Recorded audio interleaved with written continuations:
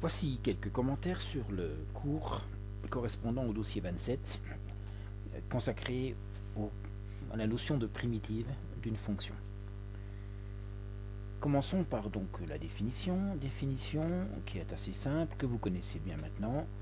On dit qu'une fonction grand F est une primitive d'une fonction petit f si et seulement si, pour tout x, grand f' de x est égal à petit f de x.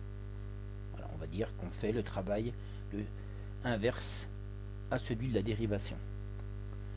Par exemple, les fonctions que je propose ici, 1 tiers de x puissance 3, 1 tiers de x puissance 3 plus 15002, 1 tiers de x puissance cube moins 1, sont toutes les trois des primitives de la fonction x carré, puisque, bon, par exemple, si je prends grand f1 de x et que je dérive cette fonction, 1 tiers fois 3x carré, je retrouve bien x carré, et c'est la même chose pour f'2 de x et f'3 de x. Alors qu'est-ce qu'on... ça on savait déjà. Qu'est-ce que je rajoute dans le cours? Donc un théorème qui est ici admis. C'est important de le souligner. Donc on ne va pas le démontrer, il est admis.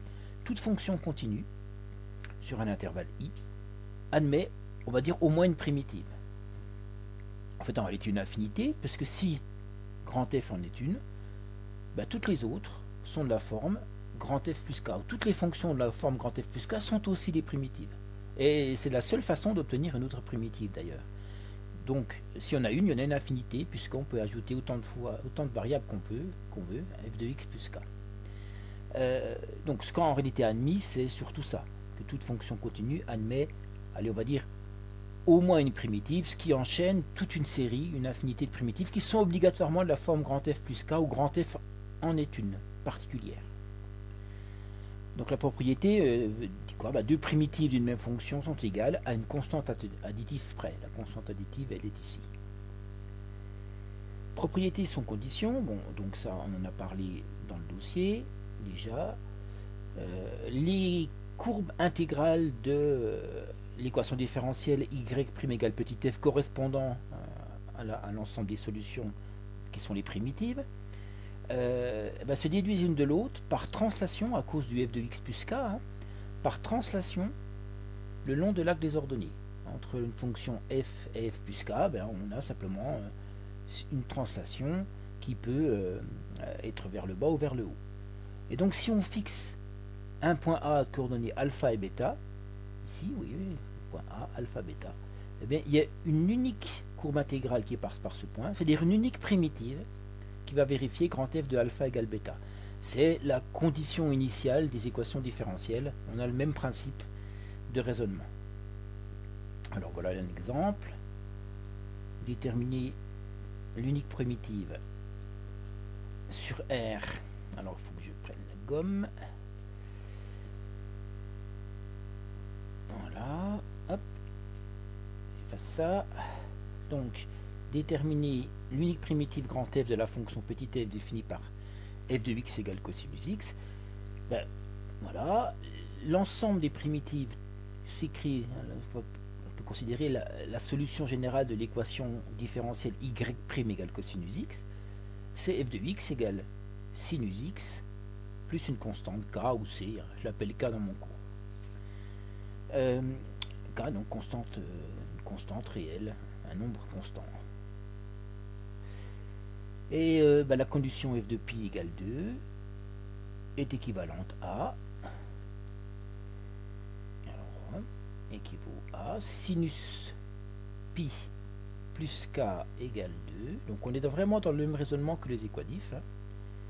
Ce qui équivaut à, alors sinus pi, ça vaut 0, plus k égale 2. Donc ce qui équivaut à k égale 2. Et je trouve ma solution particulière, l'unique solution qui vérifie f de pi égale 2, comme étant la fonction grand f de x égale sinus x plus 2. Alors, on sent bien qu'on a le même type de raisonnement que pour les équadifs, avec cette unique solution qui vérifie une condition initiale. Voilà. Alors, simplement une petite remarque qui va être intéressante du point de vue du calcul intégral après. Si j'ai une primitive petit f d'une fonction, primitive, pardon, grand F d'une fonction petit f, eh bien, c'est assez facile d'obtenir une primitive qui s'annule en A. Il suffit de prendre g de x égale f de x moins f de a. Et vous voyez bien que c'est une primitive, puisque grand G' de x, c'est grand F' de x, donc c'est petit f. Mais c'est une primitive qui s'annule en A, puisque de manière évidente, g de a égale f de a moins f de a, 0. Voilà, c'est utile pour le calcul intégral. Alors ensuite, des propriétés algébriques. Alors, qu'est-ce qu'il y a comme propriété algébrique? On va agrandir encore un petit peu. Voilà. Alors, c'est assez simple en fait sur le principe, puisque c'est intimement lié, le calcul de primitive est intimement lié à la notion de dérivation. Les propriétés des dérivés vont conduire à des propriétés des primitives. Par exemple, on sait que la dérivée d'une somme, c'est la somme des dérivés. Que la dérivée de k fois une fonction, c'est k fois la dérivée. Donc ces propriétés vont conduire à, si une fonction petit f qui admet une primitive grand f et un nombre réel k, la fonction k fois f admet pour primitive k fois grand f, et même de la même façon, la fonction f plus g admet pour primitive grand f plus grand g. Puisque grand f prime plus grand g prime, ça fera petit f plus petit g. Donc les propriétés de dérivation elles conduisent à des propriétés assez simples sur la primitivation. Alors remarquons par contre que il y a une formule bien plus compliquée que le produit. Le u fois v' égale u' v plus uv'. Et ça, cette formule-là, elle est bien plus difficile à inverser.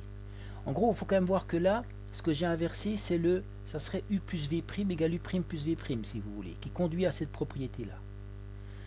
Mais la dérivée d'un produit, elle est un peu plus compliquée, donc elle est plus compliquée à inverser au niveau des primitives. Ceci dit, on le fera quand même avec une technique, on verra ça un peu plus tard, qui s'appelle l'intégration par partie. Donc on va quand même essayer d'exploiter cette formule-là pour essayer en quelque sorte de l'inverser pour le passage d'une fonction à sa primitive. Mais ça sera pour plus tard. Voilà, primitive des fonctions usuelles. Donc on lit à l'envers le tableau des dérivés. Ça, c'est des choses qu'on a fait dans le dossier. Bon, par exemple, fonction dérivée de x puissance 4, c'est 4x puissance 3. Donc ça veut dire qu'une primitive de 4x puissance 3, c'est x puissance 4. Et en divisant par 4 de chaque côté, une primitive de x puissance 3, c'est 1/4 de x puissance 4. Voilà. Alors ça, quand je fais ça, j'exploite en fait la propriété qui dit que si grand F est une primitive de petit f, k fois grand F est une primitive de k fois petit f, et là, je travaille avec 1/4, donc, comme valeur de k. C'est assez évident, puisque si je dérive ceci, ça va nous faire 1/4 fois 4x au cube. Donc de toute manière, même en raisonnant un petit peu, on voit vite qu'on a une primitive de x au cube. Voilà, alors c'est la page suivante que je suis obligé à chaque fois d'agrandir. Voilà. Donc le tableau des primitives, on l'a fait dans le dossier, donc ça me fait l'occasion de le refaire. Voilà, primitive de une fonction constante égale à k fois x, primitive de x, donc x carré sur 2, on l'a fait dans le dossier, primitive de x carré, ça serait x3 sur 3, etc.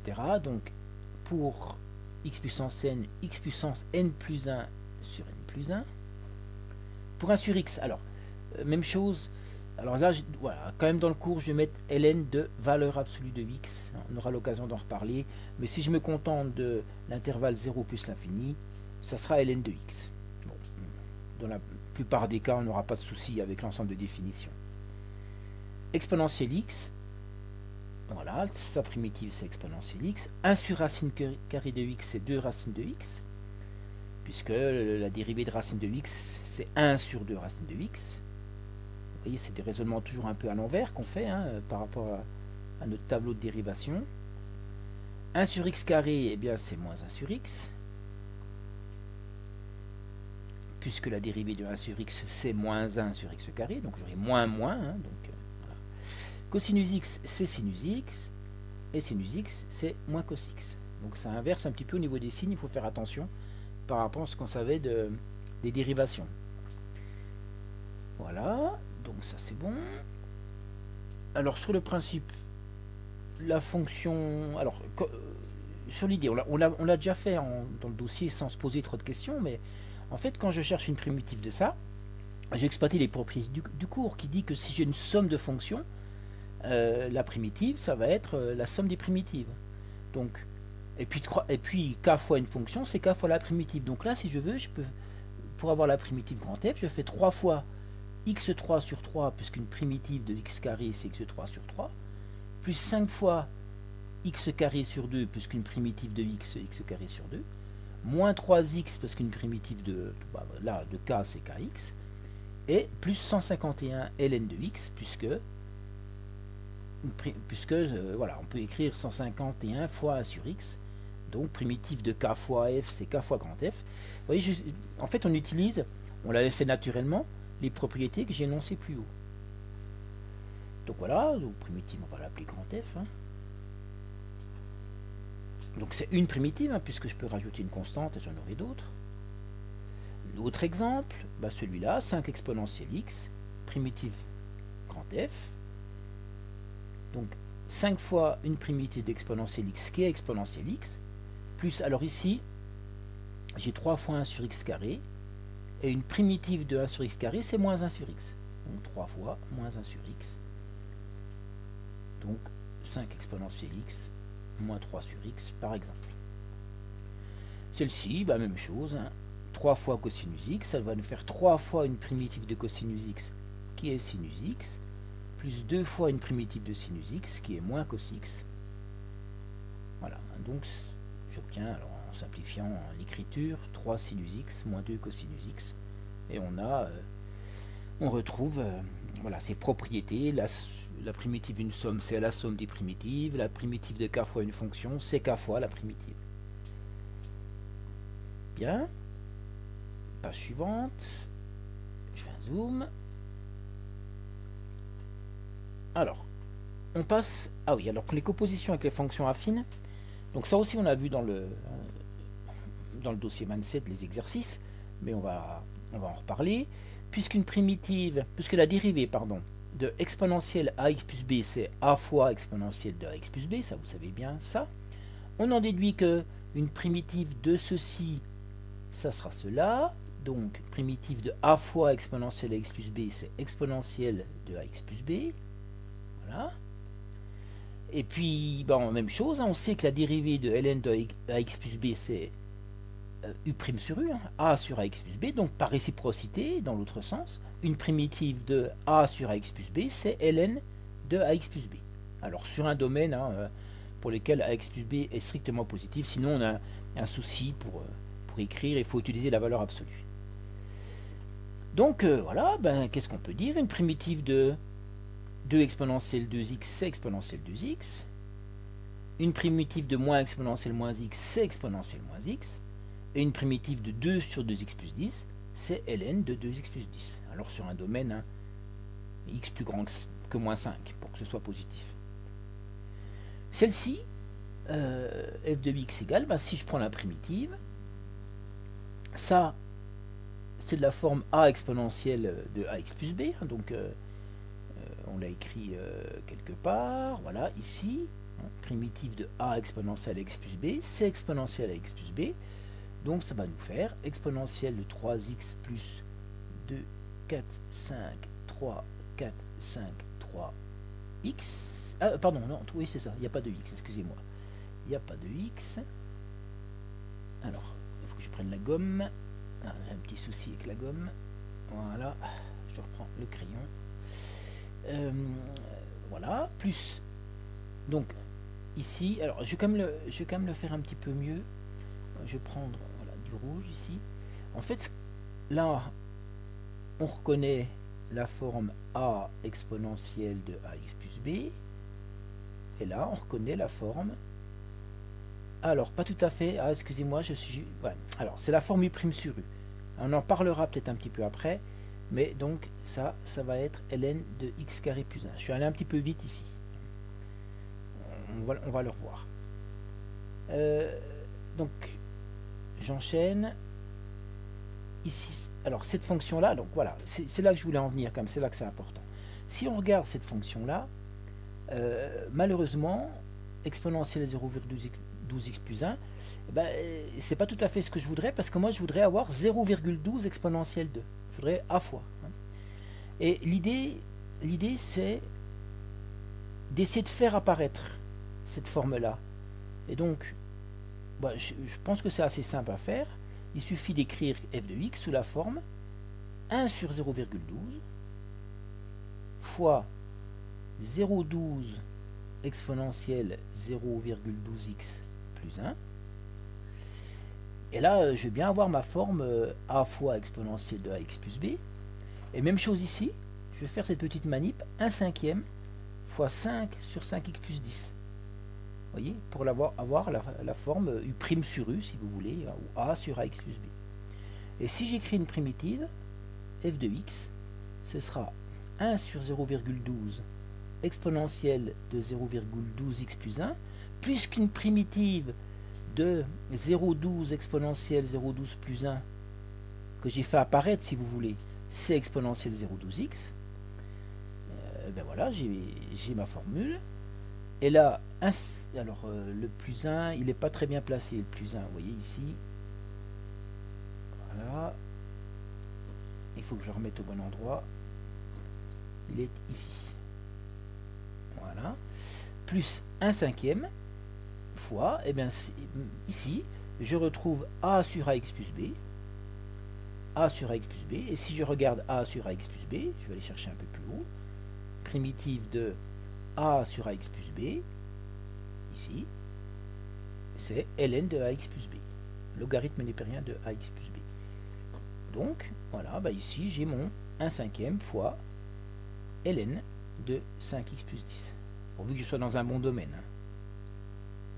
Donc, qu'est-ce que j'ai fait? En fait, je cherche à faire apparaître ces formes-là, hein, a sur ax plus b, ou a exponentielle ax plus b, s'ils ne sont pas directement apparentes.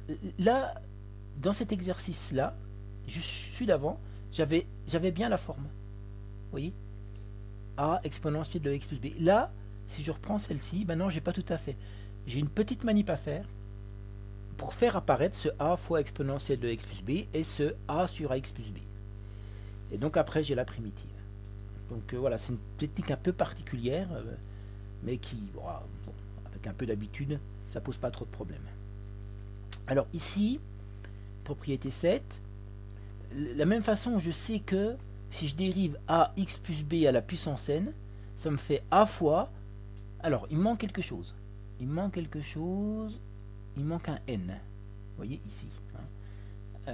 La dérivée de puissance n, c'est n fois la valeur à la puissance n-1. Donc, alors j'ai un petit souci ici là. Ah oui, donc non, c'est bon. Ce qui veut dire que si je reprends ici, j'ai ce facteur n là. Si je veux une primitive de a fois ax plus b à la puissance n-1, et bien une primitive de, alors c'est un petit peu embêtant. Ouais, vous voyez, parce qu'ici j'ai pas n-1, j'ai n. Donc, il faut trafiquer un tout petit peu. Ce que je vais avoir, c'est que une primitive de n plus 1 a fois ax plus b à la puissance n, ça va être ax plus b à la puissance n plus 1. Voilà, j'adapte la formule. Maintenant, moi, je voudrais une primitive de ceci. Eh bien, il suffit que je divise par n plus 1. Donc, si je divise par n plus 1, une primitive de a fois ax plus b puissance n, hein, donc qui est ici, ce sera 1 sur n plus 1, facteur de ax plus b à la puissance n plus 1. Bon, je crois que ça mérite ici de vérifier que ça marche bien. Si j'essaie de dériver, cette fonction, ici, qu'est-ce que ça va me donner? Alors, 1 sur n plus 1 qui reste devant, fois dérivée de ax plus b à la puissance n plus 1. Donc, il y a la dérivée de x plus b qui donne a, fois la dérivée de la puissance n plus 1 qui va faire n plus 1 fois ax plus b à la puissance n plus 1 moins 1, donc puissance n. Et on voit, tac, tac, je retrouve bien a fois ax plus b à la puissance n. Donc, voilà, c'est pas toujours évident, mais ça voudrait dire par exemple ici qu'une primitive de 10 fois 10 plus 1 à la puissance 3, voilà, vous voyez ici, hein, tac, ça va nous faire 1 quart de 10x plus 1 à la puissance 4. Là, j'ai bien le a fois ax plus b puissance n. Donc, a, c'est 10, ax plus b, ok, et n, c'est 3. Donc, une primitive, 1 sur n plus 1, ax plus b à la puissance n plus 1. Donc, c'est vrai que c'est pas très évident à mettre en place avec les puissances quand même. C'est sûrement exponentielle et logarithme, c'est ce que vous allez rencontrer le plus souvent, mais avec les puissances, on peut avoir quelques soucis. Voilà, j'enchaîne un tout petit peu encore. Qu'est-ce que j'ai ici? Qu'est-ce que j'ai ici? Alors, toute une série de formules. En fait, dans les exercices que je viens de faire, je travaille avec des fonctions de la forme exponentielle de ax plus b, ou logarithme népérien de ax plus b, ou ax plus b à la puissance n. C'est-à-dire que là, j'ai composé les fonctions exponentielles ln puissance avec une fonction affine. Mais on peut les composer avec d'autres types de fonctions. Et d'une manière générale, puisque la dérivée de u carré c'est 2u', on peut en déduire qu'une primitive de 2u', c'est u carré. Voyez. Si je sais que la dérivée de un plus 1 c'est n plus 1 u' puissance n, je vais en déduire qu'une primitive de n plus 1 u' puissance n c'est u puissance n plus 1. La dérivée de exponentielle u, c'est u' exponentielle u, donc la fonction u' exponentielle u a pour primitive exponentielle u. Et puisque la dérivée de ln de u, c'est u' sur u, une primitive de u' sur u, c'est ln de u. Vous voyez, c'est le genre de choses qu'on va utiliser de manière plus générale que simplement des compositions avec les fonctions affines. On va voir un exemple. Je crois que c'est là que ça devient effectivement un petit peu intéressant.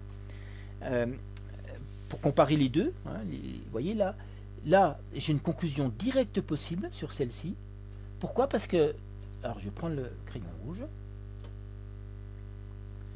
parce que là je reconnais exactement la forme u' sur u, et une u' exponentielle u, primitive de u' exponentielle u, c'est exponentielle u, et là je reconnais une forme u' sur u, et u' sur u a pour primitive ln de u.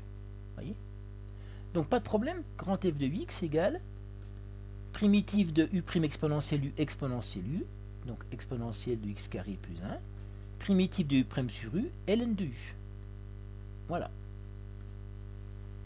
Et donc là, dans ce cas-là, quand on repère exactement le u' exponentielle u et le u' sur u, on n'a pas de souci.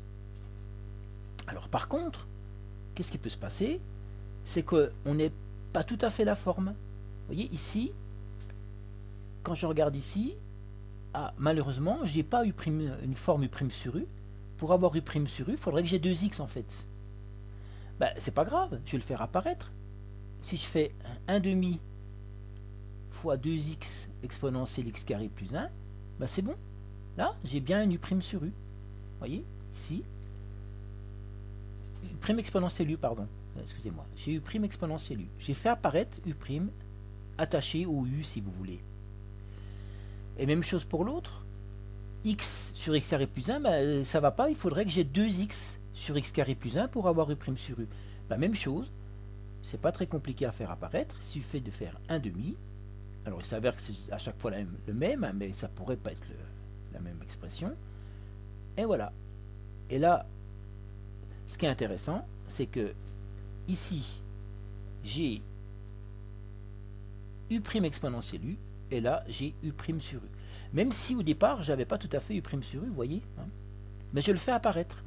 Et une fois que j'ai fait apparaître ça, la primitive, grand f de x, enfin une primitive, ça va être 1 demi fois primitive de u' exponentielle u, c'est exponentielle u,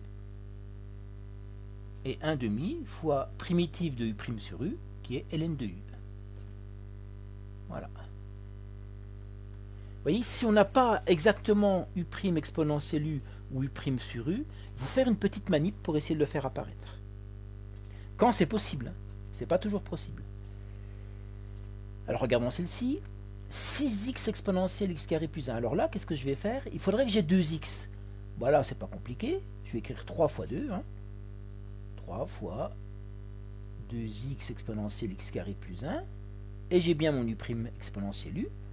Et là, il me faudrait 2x sur x carré plus 1. Bah, c'est facile aussi. 5 fois 2x sur x carré plus 1. Et là, j'ai bien fait apparaître les formules que je peux exploiter. 3 fois primitive de u' exponentielle u, plus 5 fois primitive de u' sur u, ln de u. Vous voyez, on est parfois amené, enfin, on n'est pas obligatoirement comme dans ce premier cas facile ici, on n'a pas exactement toujours la forme u' exponentielle u, ni la forme exactement u' sur u. Parfois, une petite manip est nécessaire pour faire apparaître cette forme-là. Voilà l'idée.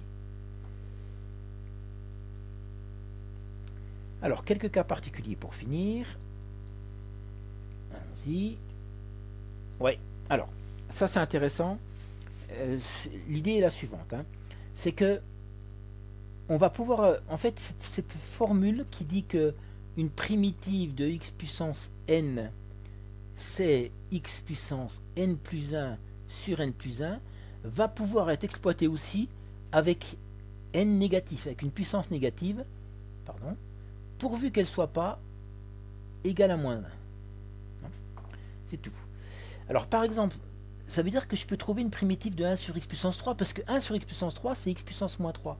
Et donc la propriété me dit qu'une primitive, c'est x puissance n plus 1, donc moins 3 plus 1, sur n plus 1, c'est-à-dire moins 3 plus 1, x puissance moins 2 sur moins 2.